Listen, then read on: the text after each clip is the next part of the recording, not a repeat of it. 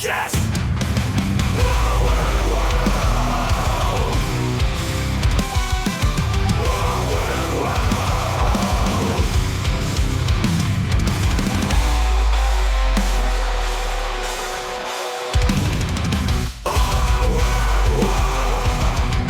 Welcome to Our Weird World. I'm your host, John Henson, and today, getting back into a cult story, pretty big story, another silly cult. I mean, they're all silly, all right? This one, I would say on the less problematic side of things. They were still ended up being really problematic, and you'll see how everything ends, at the end, but just one of the early cults out in California and just real stupid.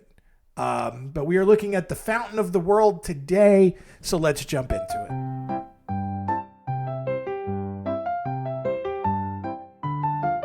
Story time. Story time.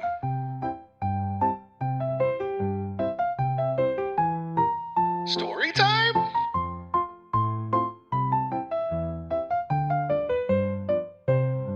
Story time. Francis Herman Pankovich was born on March 29th, 1911 in San Francisco. And that's all anyone really knows about the first 25 years of his life. Classic cult leader, shrouded in mystery. Ooh, and basically like anything that he would have said about his life, prior to the first 25 years, probably made up. So we just don't really know. In 1936, he married Lucille Webster and had 2 children with her. And then 5 years later, in 1941, while working in the shipyards in Oakland, Pankovic was arrested for sending threatening letters to President Roosevelt. Unfortunately, no one knows what those letters said. And oh boy, we could probably kind of figure it out as we go along, but I wish we had those letters.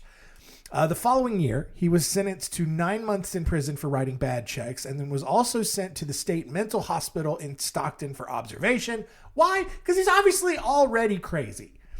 I don't know what happened. So I don't know if he hit his head when he was a kid and he just had some brain damage, or something happened in the shipyards. I mean, it's 1941, it's wartime, huffing a lot of chemicals, maybe, who knows? But he's already insane.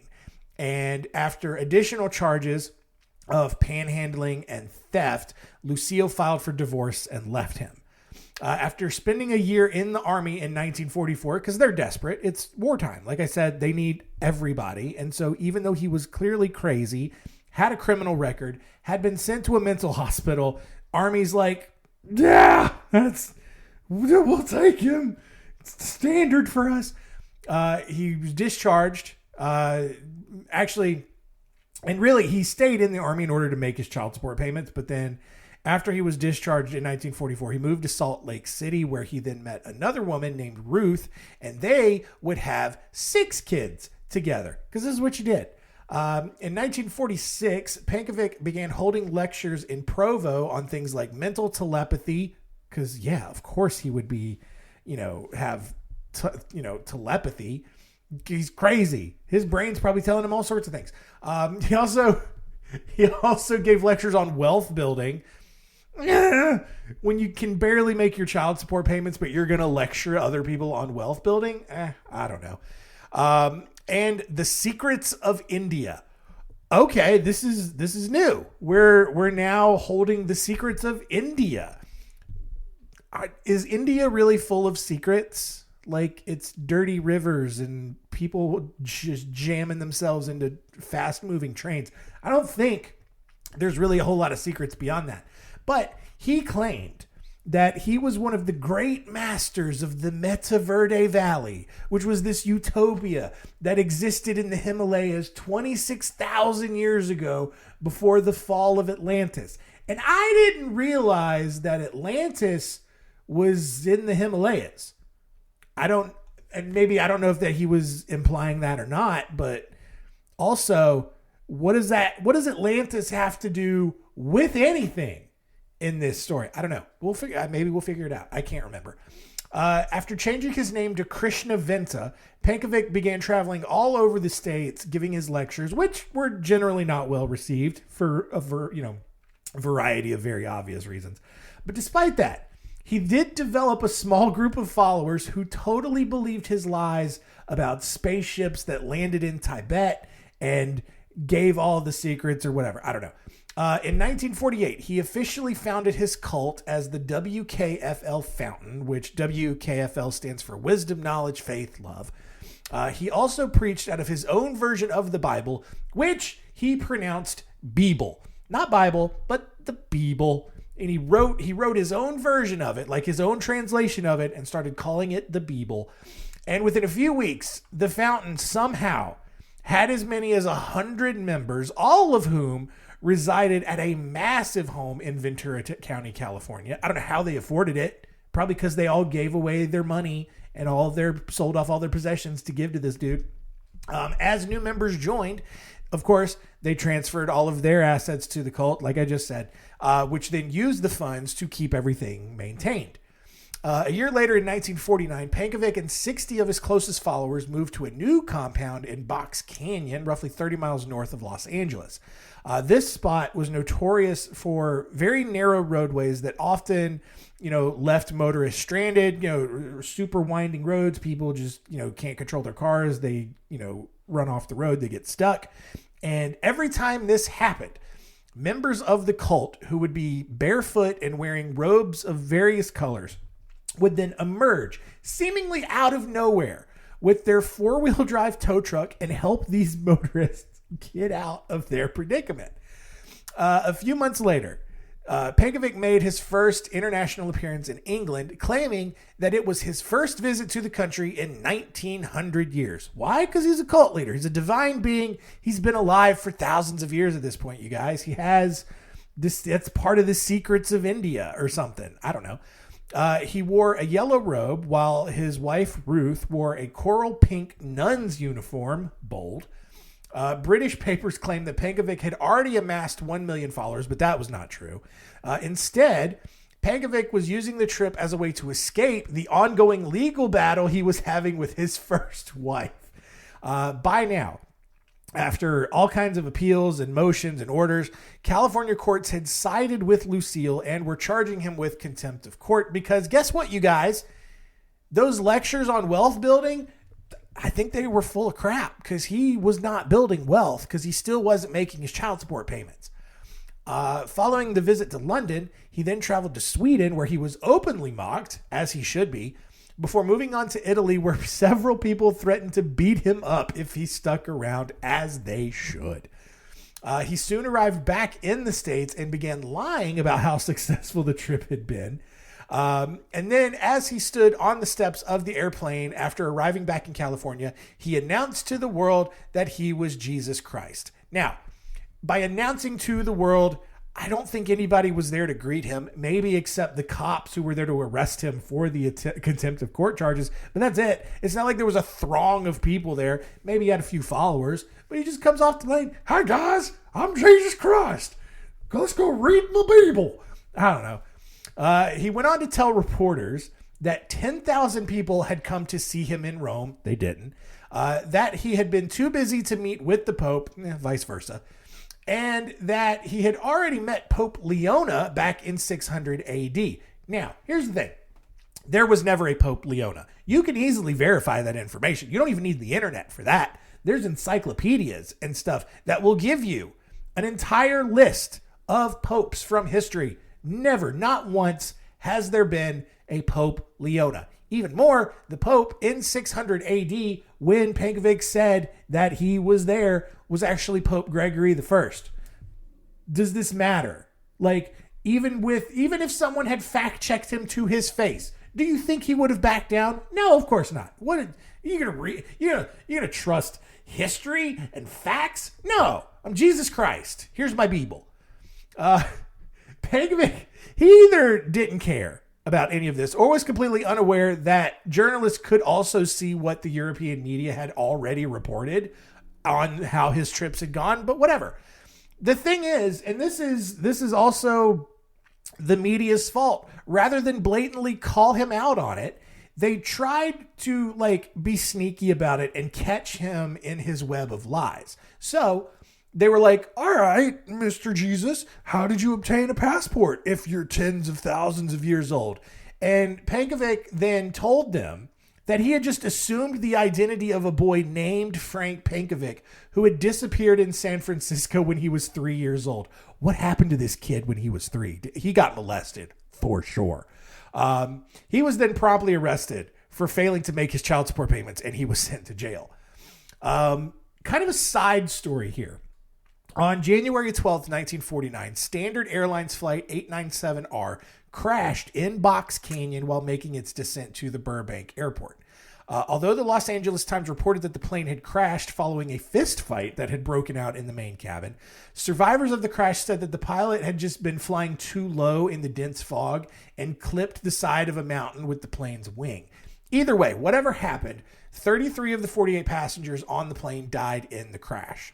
Now, as this plane's burnt wreckage smoldered on the hillside, several members of the Fountain, including Pankovic, I guess, who is out of jail now, they emerged from the smoke and the trees, all in their robes and bare feet, and they started putting out the fire and helping the survivors. And just to give you kind of like an image of how they looked, confused and disoriented passengers in the burning wreckage of this plane crash initially thought that a band of angels had appeared to help them. And these stories got out, and it brought a ton of notoriety to this cult and ultimately led to Look magazine writing a huge editorial piece on this cult. Now, despite initially gaining several new followers from all of the good press following this plane crash, the group began falling apart a year later. Pankovic made several failed recruiting trips, lost a lot of money in the process because he's probably flying first class, staying in the fanciest hotels, going to really expensive cities, and then just getting kicked out. He also, as a cult leader does, began having sexual relationships with the female members of the group.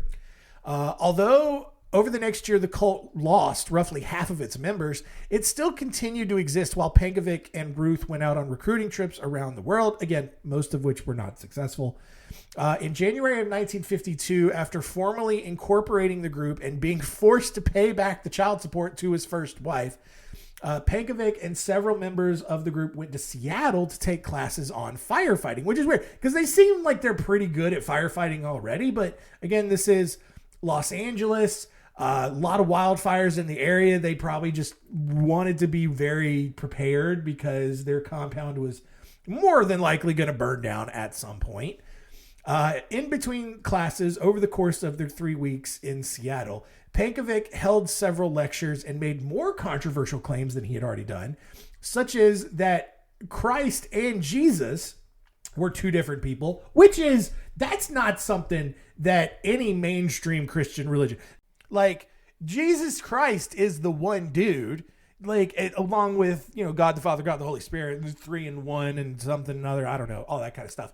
But, Jesus is not two dudes. He's Jesus Christ. And then there's the other two parts, but that he's saying there's 4 now or something. I don't know. As he's lecturing, though, people in the crowd started learning about his criminal record. And then, they kind of pointed that out to him. Just like, hey, Jesus, if you're so perfect, why didn't you pay your child support? And why did you get held in contempt of court? And why did you write bad checks? And in response, Pankovic actually criticized them for not being very Christian. And somehow, because again, he's a cult leader, he's very charismatic, he somehow flipped it on them and made them feel like terrible people. And actually moved several people in the audience to tears. It's like, oh, look at Jesus Christ getting crucified again. This time, not with your spears or your nails, but with your words. Jesus Christ, this is an imperfect world, and your imperfect systems have crucified me again. And people are like, oh man, I can't argue with that. Or something. I don't know what he said, but it's probably something like that. Anyway, By August, the group was back in California, where on August 22nd, the city of Bakersfield was hit with an aftershock of the 7.3 magnitude Kern County earthquake that had killed 12 people a couple of days before. The Bakersfield earthquake measured at 5.8 on the Richter scale, killing 2 people and damaging several buildings. The Fountain, like they were in Box Canyon and in the fires, they were one of the first groups on the scene and actually began helping with the recovery efforts. The following year, several wildfires broke out in the area, and thank God they went to those firefighting seminars because they jumped right in to help the firefighters put out the fires. When they weren't actually doing nice things like providing disaster relief, roughly 150 followers lived in the Box Canyon compound doing each other or something. I don't know what they're doing. While Pankovic and Ruth, made their regular recruiting trips and just draining the rest of the money that the cult had. In December of 1954, Pankovic then claimed that a negative wave was coming from Mongolia and that the cult members could not eat, drink, or work until the wave had passed. A few months later, on March 30th, 1955, Pankovic decided to perform a mock crucifixion of himself by carrying a 60-pound cross, covering himself in ketchup, and then ordering his followers to kick and beat him as he walked up a 125-foot hill. Okay, I don't know if he ended up like tying himself to the cross at that point. Maybe he just got to the top of the hill and he was like, "All right, I think I've made my point." So dumb. On September 25th, the California Supreme Court ruled in favor of his first wife on the couple's divorce, and then made several revelations against Pankovic that she had made during the court proceedings public. The court revealed that Pankovic had admitted to purposely creating a religious organization to protect himself from having to pay child support. Brilliant move on his part. They also showed that Pankovic had once lost $2,900 in Las Vegas and was forced to use the religious organization's funds to cover his personal debt. And this news caused several people in the cult to maybe think about whether or not Pankovic was actually Jesus Christ. Like, hey guys, I mean, do you really think that Jesus would be such a bad business person and do all this shady stuff and not be really open and honest with us about it? That doesn't seem like something that Jesus would do. I don't know. But I mean, the Jesus from the Bible and then the Jesus from the Bible, where it's all first person now, I don't know. It seems a little different. Anyway, despite all of that, though, on July 29th, 1956, Pankovic and 140 cult members, which were mostly men at this point, went up to Fairbanks, Alaska to start over and avoid the impending race war and nuclear apocalypse that Pankovic claimed was going to happen. After some preliminary research, Pankovic selected 40 cult members, again, mostly men, to permanently move to Alaska to build farms that would then funnel money back down to the cult in California. And while those 40 men were up in Alaska farming, Pankovic was going to stay behind in California, mostly to have sex with their wives that those men left behind. Despite many of those men giving up and deserting the project, Pankovic kept sending more and more dudes to Alaska while he stayed behind in California and banged their wives. Over time, though, 2 cult members, Peter Kamenoff and Ralph Mueller, got sick of Pankovic's weird schemes and just left the cult entirely. Their wives, however, chose to stay behind in the cult with their kids. And so these 2 men, Kamenoff and Mueller, spent the next 2 years trying to convince people to leave the cult, but had no luck really doing so. Instead, Pankovic painted them out to be false prophets and woman beaters, and who were trying to recruit people to their own breakaway cult. And what is, oh man, Peter and Ralph, they're wife beaters. And they started their own cult, and they're trying to recruit people away so that they can have sex with their wives, which is definitely not happening here because I'm Jesus Christ. It's in the people. Anyway, Pankovic also began telling his followers that a downfall had occurred on Earth every 40,000 years. And guess what, you guys? The 6th downfall was coming soon. He told them that these downfalls happened because Earth moves between two suns. Where's the second sun? I don't know. And that's actually part of like a larger purification plan that causes earthquakes. Hey, remember that earthquake down in Kern County in Bakersfield that happened? That's the start of the downfall, you guys. But here's the thing. Only members of the fountain could be saved. How do you be saved? By just doing good works. And, maybe some of those works is go on my wiener. And, that's fine if that's what you got to do. It's in the Bible. Oh, God. Anyway, others needed to be saved by 1965 or everyone's dead. That's it. Like, if you're not saved by 1965, you're dead. On December 8th, 1958, Kamenov and Mueller gave up trying on their own to get people out of the cult and finally just went to authorities. They visited the office of James H. Mulvey, special agent for the California Attorney General in Los Angeles, and lodged a formal complaint against Jesus Christ. That's who they put, not Pankovic's name, but Jesus Christ. That obviously got Mulvey's attention, and so he met with them, and Kamenov and Mueller told Mulvey that they really believed that Pankovic was Jesus Christ, but that something must have gone wrong during his reincarnation because he wasn't being very Jesus-y. Like, Mr. Mulvey, hear us out. I think it's really Jesus. Like, he says a lot of stuff that I think Jesus would say. He also kind of looks like him. But here's the thing. Something must have happened in the space-time continuum when Jesus came down from heaven, because I think something got messed up, because he's been really weird lately, and I think you should investigate him. Mulvey was skeptical, but he believed that these guys were telling the truth, especially after they told him that Jesus Christ was actively having sex with underage girls. And it doesn't matter who you are. You tell the police that some dude's banging little girls, they're going to investigate. They may not do anything about it, Epstein, but, they're going to look into it.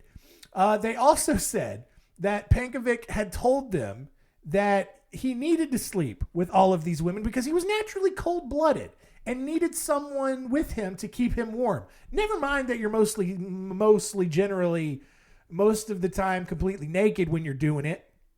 But I don't know, maybe just the cardio keeps you warm. I don't know. In other instances, cult members had actually died under Pankovic's quote-unquote doctoral care, even though he had no license to practice medicine, much less any general medical knowledge whatsoever. But he was Jesus. Jesus knows everything, you guys. After this meeting, Mulvey opened an investigation into the cult while Kamenov and Mueller decided they were just going to take matters into their own hands. They didn't think the police were actually going to do anything. So the next day, the two men bought 20 sticks of dynamite, 3 detonators, batteries, blasting caps, and cable from an oil well supply company, because you used to just be able to do that. And then they checked into a hotel near Box Canyon where they began writing farewell letters to their families. At midnight, the two men then went over to the administrative building on the Fountains compound and met with Pankovic. They told him that they knew about all the illegal stuff that he was doing and that the real Jesus, if he was really Jesus Christ, he would confess to his sins. In response, Pankovic openly laughed at these guys and told them that the cult already knew that it was them who were the actual sinful ones who were preying on women and banging them, not Jesus. Jesus is totally innocent. He's an innocent little lamb. Well, at that point, Kamenov and Mueller detonated their homemade bomb. And in an instant, those 3 dudes, Pankovic, Mueller, and Kamenov, were instantly killed, along with 7 other people who were in the building. Several other cult members were badly burned in the explosion. In less than 30 minutes, authorities were on the scene trying to put out the massive fire that was raging all over the compound. Most of the buildings had been destroyed. And over the next several days, surviving cult members stayed on their knees in the charred ruins and prayed for hours at a time that, this was all just a big dream, that Jesus is going to come back or whatever. Pankovic's wife kept telling investigators that he had predicted that he would be cremated in 1958, 18 years ago, though probably not like this. But she also told them that his quote-unquote original body had just been magically transported to the Meta Verde Valley in near Mount Everest. It wasn't. Over the next few weeks, children and wives were reunited with their husbands in Alaska. And despite Pankovic's death, the cult actually continued on, believing that Pankovic hadn't actually been blown to smithereens. His wife told the cult that Pankovic would return in 2 years and rebuild himself cell by cell, because that's what Jesus would do. He's hardcore like that. Guess what? A decade passed, and they're just like, oh, where's Jesus? He never came back, and they finally disbanded. During that time, though, crazy enough, during that time, while they were waiting for Pankovic to rematerialize, Charles Manson and the Manson family joined this cult in 1968. Manson even tried to take over the cult, but was unsuccessful, and the foundation eventually got the police involved to kick him out.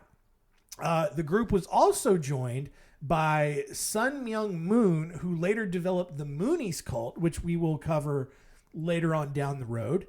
After the foundation disbanded, some members actually joined the People's Temple and ultimately died in Jonestown.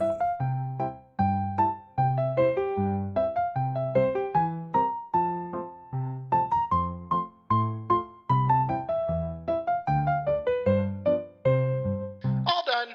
All right, there you go. I take back what I said about this one being less problematic. They were pretty problematic. I think the problem is that we don't necessarily know how many people died in the cult. Also don't know how many people were molested and raped by this dude. So still bad. Still really, really bad. So let's recap and see what we learned today.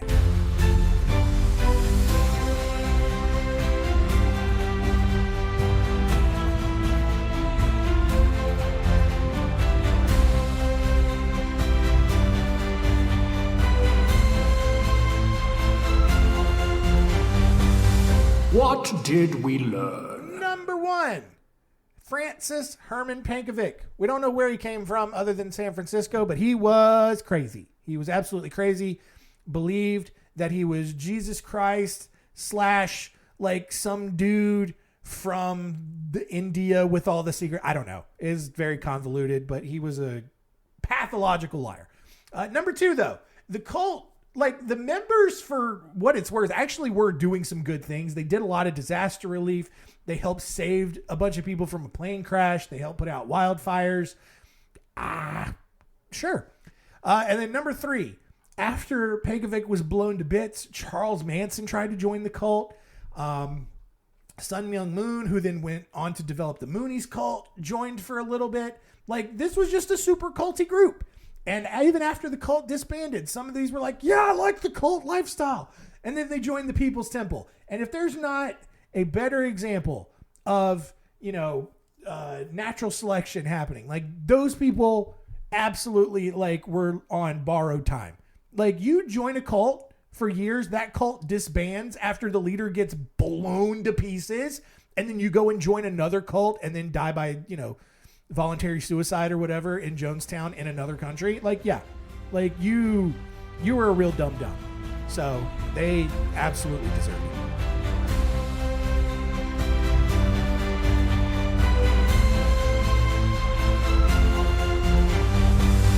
What did we learn? Next week on Our Weird World, we're in a new month, which means it's a new weird fun bag. 3 stories, and I honestly can't remember what any of these are about. Like I said, I write these. They're in the books. Go to johnhensonwrites.com. 100 story series. They're in there. I pulled 3 of them. They were random. They didn't fit anywhere else. I don't remember who Robert Bartlett was or Edmund Crefeld was. I think he was a kind of a small cult leader. I think he was a little crazy guy. That one will be pretty fun. I also don't remember who Audrey Munson is, but that's who we're talking about next week. So you and I are going to be on the same journey next week. That's because I don't know who they are. So come on back for that. And thank you so much for continuing to listen. Keep telling all your friends. I didn't sell that well at all, but whatever.